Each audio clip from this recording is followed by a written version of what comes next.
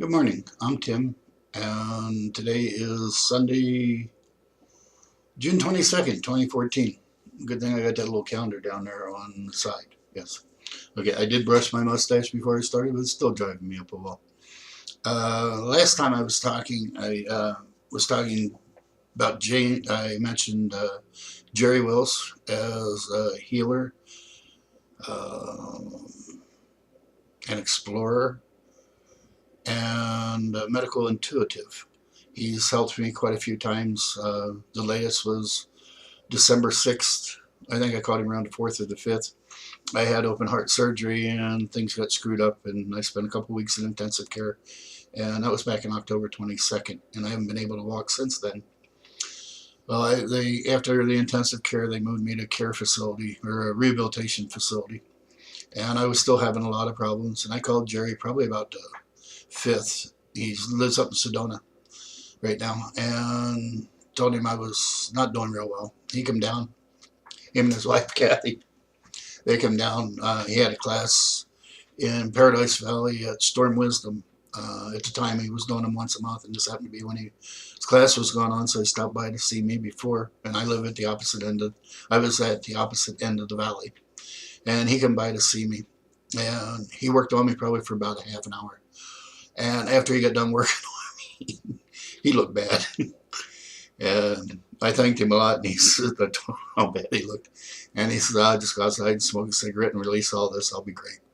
And the next morning was the first time that I was able to get out of my bed and slide myself into my wheelchair without any help. And it's been improving steadily since then. And knowing Jerry, he's still working on me every so often to help me keep going. In '07, I had blood poisoning, and I went in the hospital in the beginning of about the middle of October. I have not much memory of a month. I got out in about the middle of November, but apparently I had 3 teeth pulled, and they said my blood was septic, which is a fancy way of saying you've got blood poisoning. But it attacked my joints, and I couldn't move. And it's called septic arthritis, is what it's called. What it causes, which I finally found out about 4 years later after bitching at doctors and telling them that it felt like when I got blood poisoning, it went right into my joints because my joints hurt real bad. And they more or less told me the only reason I was there is because I wanted their damn drugs. And I kept on telling them I can get better drugs than you give me on the streets. So just, I need help. I was watching an episode of Bones, and said the guy had arthritis real bad, and Bones looked at it and says, no, it's just on the ends, find out what it is. And she come back later in the show, the girl come back later in the show and says, it's arthritis caused by blood poisoning. So I got on the internet and looked, and sure as hell, there it is. It's called septic arthritis. I had an aortic aneurysm that they wanted to operate on while I had blood poisoning. And doctors might be very nice people, but as far as I'm concerned, with all my dealings with them, unless you've got something, a bone sticking out or something like that, they have a real hard time. This guy wanted to do surgery on me because of an aortic aneurysm, and I had blood poisoning. And I don't know what the circumstances were, but my wife and the nurse come back into the room and says, he just discharged you. What'd you say to him? He's signing the papers to have you taken out of the hospital. He can't do it. Don't worry about his bullshit. And my wife asked me what I said to him, and I just asked him uh, if he knew the difference between God and a doctor. And he said no, and I told him God doesn't think he's a doctor. And apparently it ticked him off. I thought it was funny. So I didn't have to put up with him anymore. I got a new doctor, and she was really good. Uh, Somewhere along the line, I got sent home, and I'm allergic to penicillin. It's in all my medical records, and of course, that's what they gave me. My wife said every time she was hooking me up to the antibiotics, she felt like she was poisoning me, and I wasn't getting any better. She got a hold of my daughter's surgery tech, and they found out what was going on, and they got me back in the hospital, and I stayed there for a while. They were wheeling me down the hallway, and I was laying in the gurney, and I was so tired of fighting and everything, I just released everything. Told God, I says, hey, I'm done, it's back to you. And the feeling of that release was so cool. I've tried it quite a few times since then, but I guess I haven't been as close as I was that time. My wife told me that I was leaving. I almost left. And I said, what'd you say to me to bring me back? And she said, I didn't say anything. Your daughter did. So I asked Crystal what she had said. And she told me that she wasn't ready for me to leave. Which, okay, there was a reason for me to stay. I wasn't just laying around like I felt I had been doing. And it was a Saturday night. My other daughter, Daddy, and her husband and kids were there. And a friend of mine, Jim, come by to see me. And I'm laying in a hospital bed. And in my mind, what I saw was I was laying on the front porch of a cabin in a hammock. And when Jim came up is when I realized that, because I saw him come through the gate and over the stream and through the flowers and up the steps and into the cabin and onto the porch of the cabin. So a little while later, my daughter and her family were leaving, so I wasn't sure I really saw this, so I watched. And sure enough, they walked past the hammock, down the steps, through the garden, across the little stream, out the gate, and into the woods. I thought, wow, this is really cool. Where in the hell am I at? So Jim left not too long after that, and he did the same thing. So now I'm curious. I want to find out where they're going, because this looks really neat. And I haven't been out of bed in a month. So, and I've got IVs and wires and everything going into me. And I get up to go for a walk. Well, that didn't go very far. They had a table by the window, which was where the nurses would write out their information.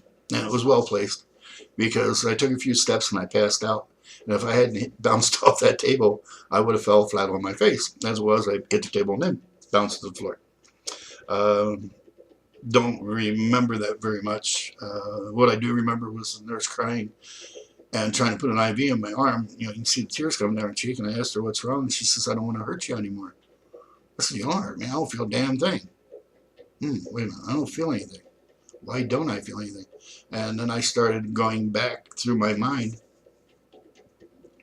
and asked her what the date was, and she told me, and the last thing I remembered was the middle of October. Now we're in the middle of November. And I told her, you don't give me any more drugs. The only thing I want is things that I can get over the counter.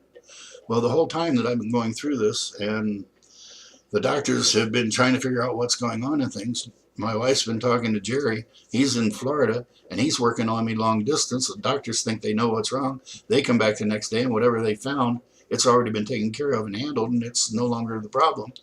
And this went on for a while. So I decided then that I'm done. I'm out of the hospital. So Sunday morning, the doctor came in, and I told her I want no more of your pain medication, nothing, unless I can buy it over the counter. And she told my wife, well, we'll keep it on hand because nobody can do that. Monday I they had therapy in there, and I walked a little bit. So they told me I could go home, and I told them I wanted to go home Monday, which caused a lot of problems. So they sent me to a care facility, La Loma, and I had to be there for a couple of days because they wanted therapy to look at me and make sure that I could really do what I needed to do to be on my own. And the room they put me in, it was a new facility, new building. There had been apparently an elderly lady in there that was freezing, because I went in and the room was hot. And I asked them to turn down the temperature. They would turn down the temperature, and as soon as they left the room, you could watch the thing go back up. While I was laying there, one of my hospice patients kind of popped in my mind, and John had brain cancer, and he kept on smoking. Well, in the middle of July and August in Phoenix, we would go outside so he could have a cigarette, and he would wear a bomber's jacket and be cold. And this is what he showed me to let me know what was going on in the room. There had been a lady there who could not get warm, and she froze. So they had the temperature. She kept the temperature really high. Well, I couldn't handle it, so I asked the nurse if they could do something, and she said, it's wintertime, so the heat's on. I can go to maintenance and see if they can't do something. So she got a hold of maintenance, and they turned it down so my room could not get any hotter than, I think it was 70 degrees. And it was 76, 78 in there. So that was one of the things that happened while I was in there. The other one was, I guess I was sleeping and started dreaming. and it was, I thought of ancient Egypt. The pyramids, the sand, the city, everything that was there. That's what it reminded me of. And another thing that I saw was Max and I were, a partner of mine, we were sitting there having a beer. And I told him I was going to go up to the car and get something. And I started to walk up the hill, and I turned around to ask him about something. And as I turned around, we were facing the Australia Mountains, which are south of Phoenix. And as I did, this large craft came up out of the mountain and rose on up into the sky. The Native Americans, the word Australia means something, but has to do with space. And didn't think much of it. Okay, that was cool. I wonder what it was about. I got out Wednesday, and Max and Terry picked me up from the care facility. And then Max went to the airport because Jerry was flying back into town, and his vehicle was parked at the house. So Max was picking him up and bringing him over to the house. Jerry worked on me for a few hours that day when he got home also. And then they took off, and Max and I are sitting there, we're watching television, and the Outer Limits were on that day. And it was something with DNA. I forget what it was about, what the name of the show was. But this college professor at Catholic Church, or Catholic College, he's talking about how we evolved out of fish and things like this. And he takes this cover off, and there's a fish walking out of the water. Goes through a lot of things, but at the end of the show, he takes a group of college students, and they're exploring Washington, state of Washington, the tectonic plates, and they're not sure what they're looking for, but he says they'll know as soon as they find it. And they go in this cave, and there's a steel metal door, and they try to get through, they can't, so they go out to find another way in. When they go out, the Army's there, want to know who they are, they're under arrest. And when they realize it's this professor, he's famous, I guess, he starts telling them, they tell him that they found us during the 40s and don't know what to do with it. And if he would, he can go in and check it out. And he says, well, we're all going in. And they said, no, only you. And he says, well, tough, I'm not going in. So they let everybody go in. And he walks in. He had a mark on his hand here. It was like hourglass. And when he went in this door, there's this room, there's computers and guards and everything, and there's this strange looking craft floating in the air.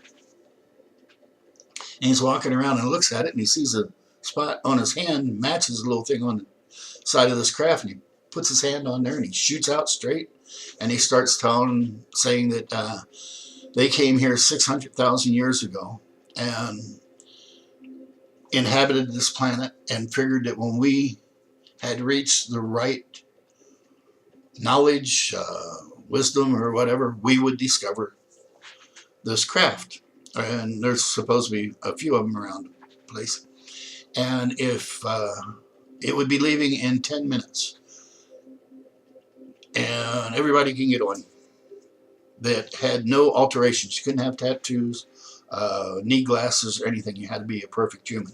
So they get on, and it lifts off, and the scene is back, and you see this thing come out of the mountain. And it looked eerily similar to what I saw in my dream, vision, whatever, 2 days before. It looks like I'm about out of time already. Hope you enjoyed my little story. Remember, in the end, only kindness matters. It's free. Spread it around. Do things from your heart, because love is the strongest energy we have. And I hope you have a fantastic week. It's starting already. Tomorrow's Monday. I'm driving myself to therapy tomorrow. I can fit my aluminum walker. I can sit in the driver's seat and fold it up and put it on the passenger side. So, because Terry went back to work Saturday, so she's on 412s. Tuesday is her last day.